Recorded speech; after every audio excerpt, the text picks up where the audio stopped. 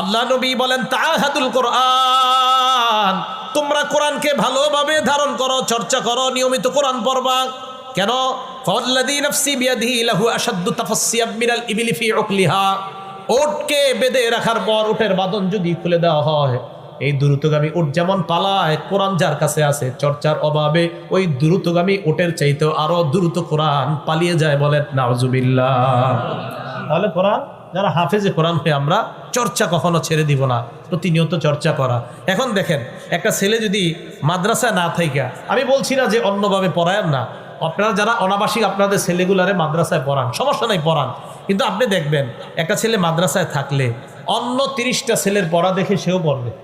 এখন যে ছেলেটাকে আপনি দেখেন 9টা থেকে মাদ্রাসাগুলোতে ঘুমের সময়, হেফজোখানা মাদ্রাসাগুলো, এখন এই 9টা বাজে যদি ছেলেটারে আপনি বাসায় পাঠান, ও কি করবে জানেন? গেমস খেলবে বাসায় গিয়ে, ঘুমাবে না।